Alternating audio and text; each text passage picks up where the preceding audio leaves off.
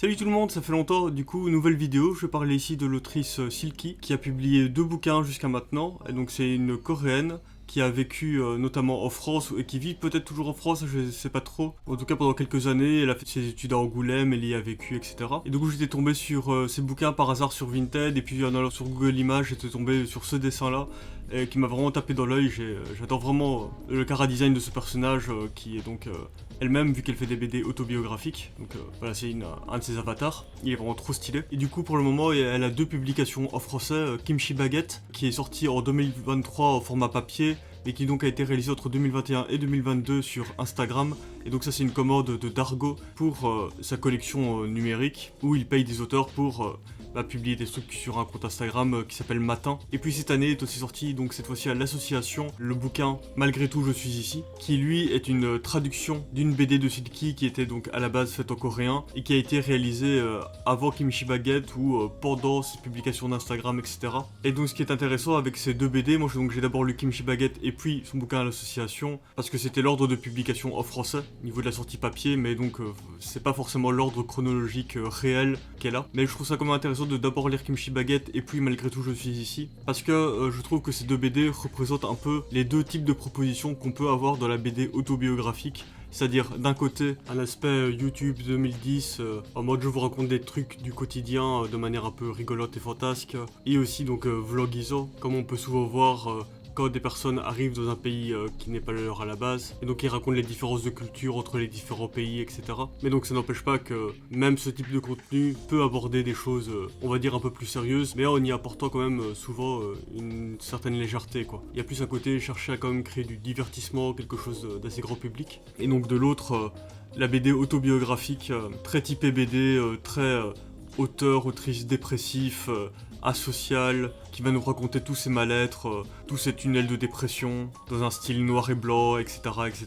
Et ça aussi c'est une grande tradition de la bande dessinée, on va dire. Faut croire que c'est un métier qui attire notamment ce genre de personnalité. Qui est étonné. Et donc tout ça fait sens par rapport aux 2 types de maisons d'édition qui ont publié ces bouquins, par rapport aux 2 titres très différents et même au style graphique que va opter Silky pour Kimchi Baguette par rapport à Malgré tout je suis ici. Et donc c'est pour ça que je trouve que Kimchi Baguette est bien lire en premier, parce que le second bouquin après nous fait entrer davantage en profondeur dans qui est Silky. Et pour cette vidéo je vais parler avant tout de Kimchi Baguette, mais aussi un peu parler plus largement de la BD autobiographique, des différents styles de dessin qu'opte Silky, de qu'est-ce que ça veut dire et qu'est-ce que ça veut nous transmettre aussi selon un cas par rapport à l'autre et tout ça, donc quelque chose un peu plus généraliste. Et dans une seconde vidéo, je vais m'attarder sur une petite histoire en particulier qu'il y a dans Malgré tout je suis ici, qui est vraiment intéressante à plein de points de vue, notamment donc de mise en scène, de découpage. Et j'ai préféré voilà, diviser en 2 vidéos différentes pour pouvoir davantage valoriser, on va dire, les 2 thématiques très différentes que j'avais envie d'aborder via Silky. Et du coup, Kimchi Baguette, c'est de l'autobiographie où elle va raconter comment c'est de débarquer en France et d'y vivre quand on est coréenne, et donc aussi plein de prétextes pour raconter justement les différences de culture et aussi expliquer un peu la culture coréenne, etc. via pas mal d'humour et tout. Et donc ici, même si le dessin, contrairement à son second bouquin, a quelque chose de presque plus, comment dire, type blog BD, un peu plus normal, etc. Déjà, il est quand même très élégant, il est vraiment chouette.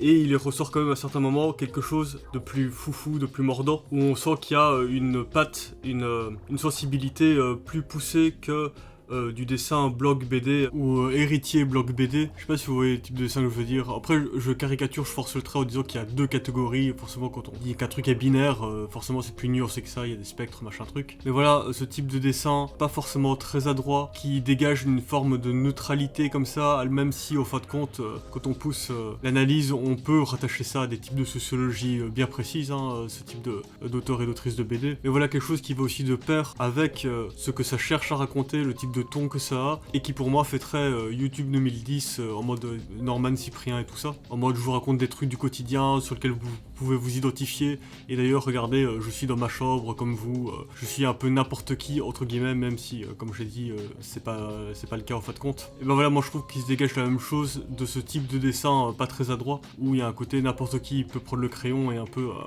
peu lâcher son truc, même si c'est pas le cas pour ces dessinateurs ou quoi, hein, c'est des gens qui sont dans le métier et tout ça, mais où je trouve qu'en fin de compte il ressent un côté assez plat de leurs dessins. Il y a pas trop de goût, quoi. Ce qui est donc pas du tout quelque chose qu'on peut généraliser à du dessin amateur, qui au contraire peut avoir beaucoup de personnalité. Et donc dans une idée que j'avais déjà parlé, de mélange de fantasme et de mauvaise foi, de se dire qu'un dessin, une BD, c'est une expression pleinement sincère de quelqu'un, qu'on ne peut pas mentir à travers ça, et que donc il va aussi ressortir qui tu es.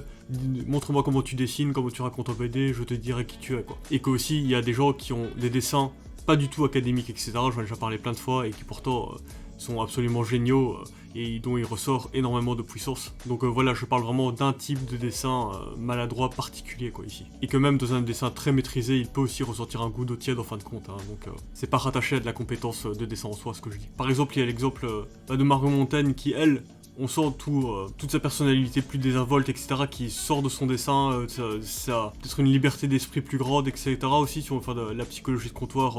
Mais voilà, une personnalité qui dénote davantage. Et par exemple, Boulet, c'est un exemple intéressant, parce que c'est quelqu'un, justement, je trouve, qui a commencé avec un dessin très plat, pas très sûr de lui et tout ça, et puis on sent qu'au fur et à mesure, il a eu des déblocages. Peut-être via Eiichiro Oda, je sais pas trop. Enfin, ça donne l'impression en tout cas. Et donc il y a son dessin qui s'est vraiment affiné jusqu'à devenir le dessin qu'il a actuellement, ou en tout cas de la période un peu avant, qui est vraiment d'une très grande maîtrise, qui est vraiment très bien senti et tout ça. Et justement, moi je trouve que à ce niveau-là, Boulet, c'est vraiment le Cyprien de la bande dessinée du blog BD, parce qu'il fait des types de contenus qui font très écho à ceux de Cyprien, et qu'on aime ou non, dans une qualité qui fait qu'on le retient lui plus que les autres, quoi. Et donc comme je dis, cette BD-ci, Kimchi Baguette, a un ton assez léger, même si on devine déjà certaines névroses de l'autrice, certains de ses handicaps sociaux, etc. Et sa volonté de vouloir aborder des choses plus sombres. Même si ces aspects-là sont ici davantage relativisés, davantage allégés par le dessin et les gags permanents, quoi. Mais donc voilà, que ce soit au niveau du dessin ou du contenu en soi, très en mode youtubeur, je suis un étranger qui arrive dans un autre pays, je vous explique un peu les différences entre les deux, voilà, c'est intéressant, machin truc. Il y a une espèce d'ensemble de recettes qui fait que c'est une BD que moi j'ai pas forcément adoré, même si j'ai bien aimé, mais il y a quelque chose de juste qui ressort dans toute cette application, on va dire, de ce type de bande dessinée, de ce type de contenu, qui est donc bien fait, mais qui reste quand même pas mal dans les clous, même si, comme je dis, on peut y deviner des choses plus bressons, peut-être plus piquantes, plus marginales, qui va donc se retrouver dans sa seconde BD chez l'association, qui fait donc aussi sens par rapport au fait que c'est un autre type de maison d'édition, un autre type de ton de maison d'édition qui a été donc la chercher pour cette seconde BD, dont je vais davantage parler ici. Mais donc ici c'est de nouveau une BD autobiographique, mais ça va rentrer dans de la retransposition très concrète d'anecdotes du quotidien, mais aussi dans des choses plus métaphoriques, plus oniriques, plus poétiques à certains moments. Et un truc très intéressant, c'est qu'elle va, je pense, à chaque petite histoire, parce que c'est une BD composée en petites histoires, elle va changer de style de dessin, qui va donc s'adapter en fonction du propos qu'elle va rechercher, et de l'impact visuel qu'elle veut nous renvoyer, émotionnel, etc. Et elle va aussi en plus changer son avatar, le personnage qui va la représenter. Et donc ça va passer par différents animaux, ou même des styles d'humains différents, on va dire, alors que c'est toujours elle qui se représente, et je suppose qu'elle se sent incarnée dans chacune de ses représentations, comme une prolongation d'elle-même, comme quelque chose de fidèle pour raconter cette part d'elle-même qu'elle veut nous raconter à chaque fois, et donc ça c'est intéressant déjà. Et par exemple, c'est pas pour rien que la toute première histoire, elle se représente en alien, parce qu'il va y avoir une grosse thématique dans cette bande dessinée, à travers les différentes histoires, on pourrait dire de recherche d'identité qu'elle a, mais je pense que c'est pas forcément le bon truc, mais ça va être dur de mettre des mots dessus, de ce qui traverse Silky à travers cette BD, mais le fait de pas se sentir à sa place, d'avoir du mal à s'assumer tout en pouvant continuer d'avoir des relations sociales qu'elle voudra avoir, de trouver le bon ton avec les gens, et donc de tous ces trucs de dosage par rapport à elle-même, par rapport à ce qu'elle voudrait ou non dans sa vie, etc., cette recherche de plein de choses, ça va se traduire à travers le fait qu'elle va changer de style de dessin et d'incarnation de personnage, et donc c'est intéressant. Et donc comme je disais, dans la toute première histoire, elle se représente un alien, donc comme une étrangère, alors que c'est une histoire dans laquelle elle va retourner en Corée pour la première fois depuis longtemps, quoi. Mais où elle va justement se sentir en décalage, alors qu'elle est sur sa terre natale, par rapport à ses anciennes amies et tout ça. Et ça, c'est aussi, justement, c'est un truc qu'elle fait bien, Silky, c'est retransposer les malaises qu'on peut avoir, les malaises sociaux, les malaises de conversation, etc. On sent que c'est quelqu'un qui est beaucoup là-dedans. Et c'est un truc, je trouve, qui se fait très très bien dans la bande dessinée, tout ce truc de malaise de conversation. Par exemple, dans Les Liens du Sang, on avait parlé dans la vidéo, où on voit que Oshimi, il va surdiviser les dialogues entre différentes cases, où au lieu d'avoir une conversation retranscrite comme fluide, où on va avoir différentes bulles d'un même dialogue et qui vont s'enchaîner au sein d'une même case. Ici, au contraire, il va surdécouper ces dialogues dans différentes cases, voire même mettre des moments de cases muettes entre deux moments de réponse, qui normalement devraient s'enchaîner de manière fluide. Et donc voilà, c'est des manières de créer des décalages et des tons de malaise dans la conversation. Et donc ça, ce genre de truc, ça va aussi se retrouver dans cette BD, mais aussi, il va y avoir des retranscriptions de malaise de manière plus directe, directement dans les dialogues en soi, dans ce qui est écrit. Comme par exemple, quand elle retrouve son ami qui dit « Ouah, t'as trop changé, t'es trop stylé maintenant, etc. » Et tandis que son ami lui dit « Oh bah toi t'as pas changé du tout, quoi. Tu es resté la même. » Ce qui fait aussi écho au fait que Silky, on lui dit qu'elle reste la même alors qu'elle arrête pas de se changer constamment dans sa BD, quoi. Mais du coup aussi, des trucs de conversation inachevée qu'elle présente plusieurs fois, où il y a une phrase qui va être balancée, une phrase un peu choc dans une conversation, et il ne va pas y avoir de suite, alors que justement il faudrait normalement se poser pour discuter, pour poser les choses, pour parler à cœur ouvert, de manière intime, de manière franche et tout ça. Et donc là, il va y avoir des conversations avortées et des choses donc qui vont rester en nous, rester dans le personnage, dans Silky et tout ça, parce qu'on n'a pas pu résoudre la conversation, quoi. Alors qu'il y a une problématique qui a clairement été posée à ce moment-là. Donc ça, c'est cool comme sentiment, parce que ça, le fait que c'est quelque chose qui n'est pas fini, bah ça se prolonge dans le reste de la petite histoire qu'on a occupé de lire, ça reste dans un coin de notre tête. Et donc ça participe au malaise global des cases qui suivent, quoi. Mais du coup, pour continuer sur ce truc de représentation d'elle-même, ce que je trouve aussi intéressant, en tant qu'elle est coréenne, moi je suis d'origine coréenne, je suis belge d'origine coréenne, deuxième génération du coup, comme on dit, et je lisais beaucoup de bandes dessinées quand j'étais petit, de manière boulimique et tout ça, et forcément j'ai été confronté à toutes des représentations très racistes sur la manière de dessiner les personnes non blanches, on va dire, et donc notamment les asiatiques. Et avec Lucky Luke, qui est pourtant une série de BD que j'ai beaucoup à cœur, et ben les asiatiques dedans, putain, c'est des aliens justement, ils sont jaunes fluo, deux dents énormes devant, etc. Alors Lucky Luke de base est dans la caricature, mais là on est clairement dans de la caricature raciste, et donc voilà, des exemples, j'en ai plein de ce genre-là. Et forcément, ça te construit aussi, ça te renvoie une image de toi-même qui est très dévalorisante, notamment quand t'es enfant, quand tu es à début d'adolescence, etc.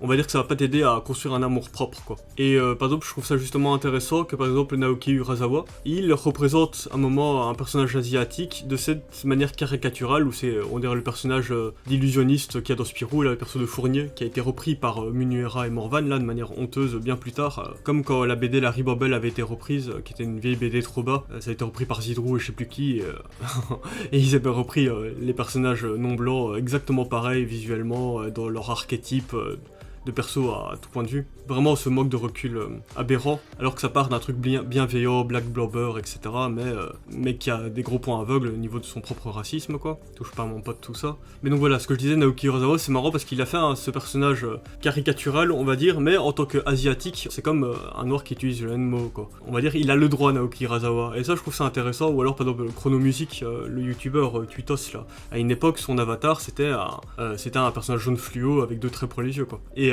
c'est marrant cette idée de, en tant qu'asiatique, on peut aussi se réapproprier ces figures-là, on va dire, ces graphismes-là, etc., pour en faire autre chose, inverser le triangle rose ou je sais pas quoi. Parce que je sais bien qu'on peut pas décorréler un dessin d'un contexte social, politique, historique, etc., mais si je pouvais le faire...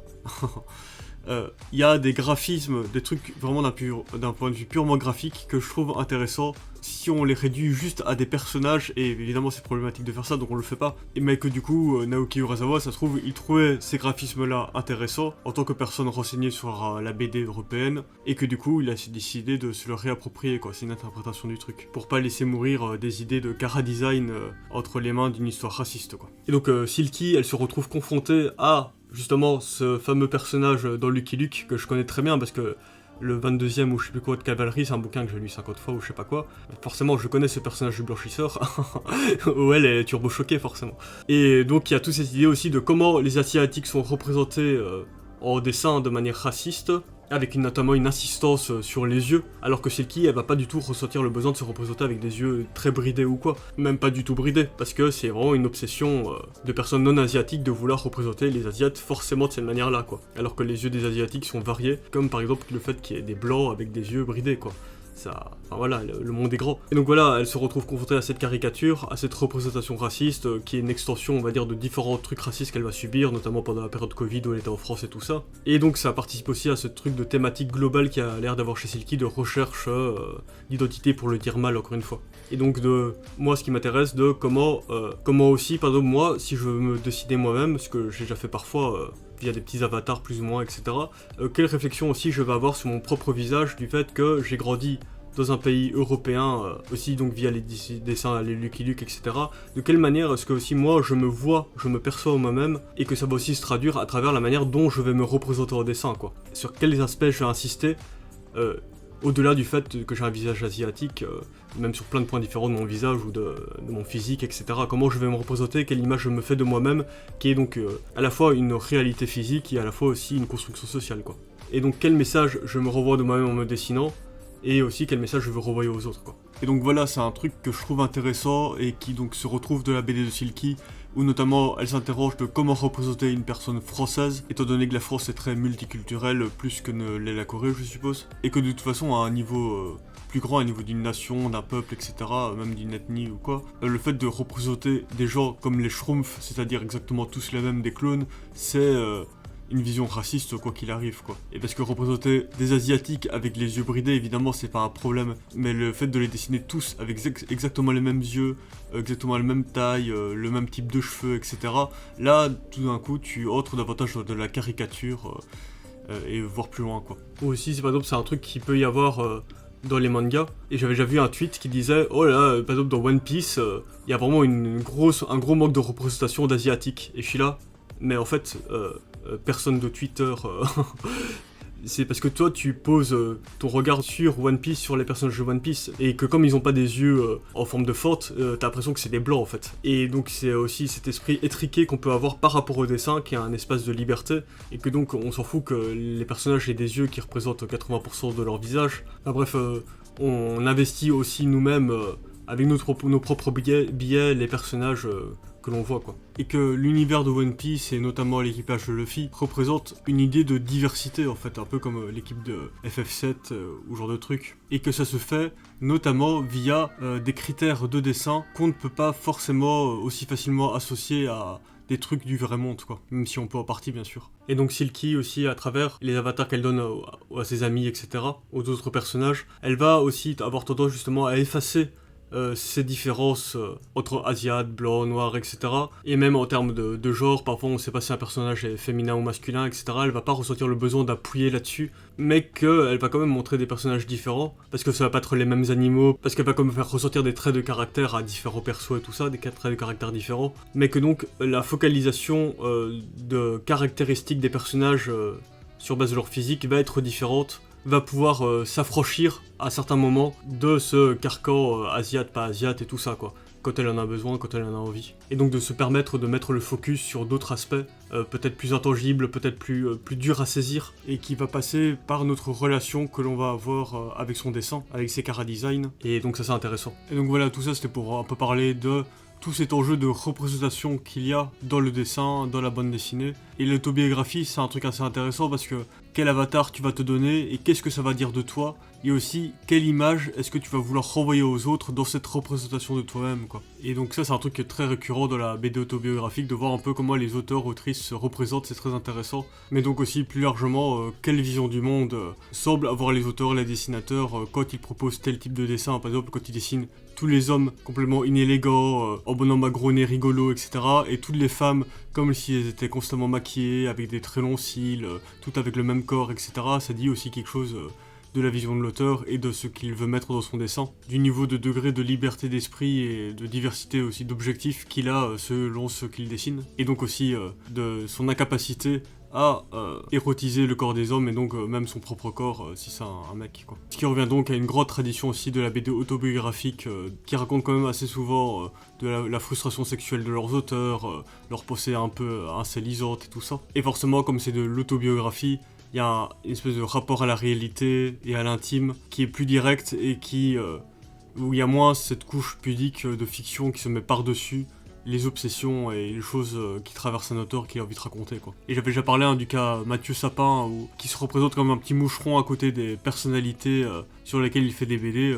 Et déjà, il faut voir quelle personnalité, c'est toujours des super choix, bien évidemment. Depardieu et François Hollande, on est très heureux. Mais voilà, moi, ce que je projette dans ce que Mathieu Sapin fait avec son avatar, c'est une espèce de forme de fausse modestie, de hiérarchie un peu malsaine, et peut-être que ça veut aussi être un truc de journaliste qui se fait petit pour laisser place à son sujet, et donc ça met en place une forme de neutralité plus ou moins à ce niveau-là, je trouve. Mais ce qui m'énerve le plus dedans, je pense, c'est cette impression, ce sentiment de fausse modestie que ça me renvoie, que ça me fait tiquer, quoi, ça m'énerve.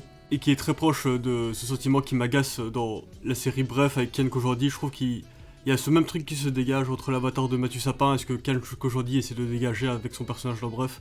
Et les deux m'énervent de la même manière, j'ai l'impression. Et donc vous voyez, il y a un côté aussi où moi je projette ma propre subjectivité dans le truc. Et donc voilà, tout ça fait que Silky s'interroge sur comment représenter les gens de manière générale et aussi donc à un niveau très individuel.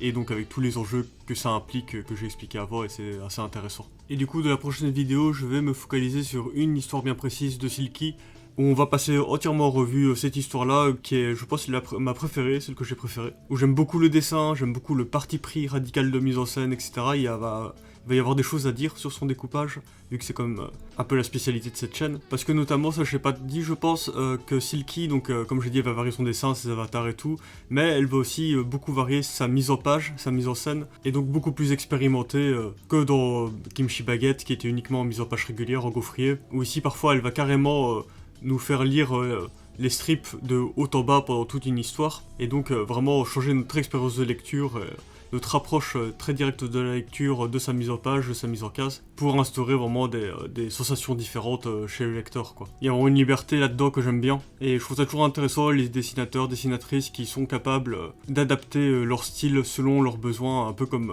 Manu Larsena a pu le faire au cours de sa carrière par exemple, même si j'aime bien sûr aussi les dessinateurs à la Illustrondem et dans tout leur côté obsessionnel, et que même s'il évolue, ça repose toujours sur une espèce de fondation bien en place et solide comme une montagne. J'aime bien aussi, hein, j'aime tous les dessinateurs, même ceux que j'aime pas d'une certaine manière. Et juste aussi pour l'anecdote, à la base pour faire cette vidéo j'avais trouvé une interview de Silky où donc elle est filmée, on la voit en vrai et tout ça, mais en fin de compte j'ai décidé de pas la mettre dans cette vidéo aussi parce que connaître son véritable visage et donc on va dire son avatar d'origine, ça a forcément aussi une influence sur la manière dont on va percevoir après la manière dont elle va se dessiner, parce qu'on va approcher aussi d'autres choses dedans et tout ça, et que je trouve ça intéressant de ne connaître un auteur, une autrice que par son dessin aussi parfois, avant d'éventuellement aller creuser plus loin une fois qu'on a lu un peu plus ses bandes dessinées, quoi. Mais bon voilà, libre à vous d'aller voir du coup, mais pour cette vidéo j'ai préféré de pas le mettre. Mais enfin voilà, c'est tout pour cette vidéo, j'espère que ça vous a plu. Et j'ai ouvert une boutique où vous pouvez acheter mes bouquins, mes bandes dessinées, donc n'hésitez pas à y jeter un coup d'œil. Il y a notamment une option pour 5 € en plus, vous pouvez avoir même une dédicace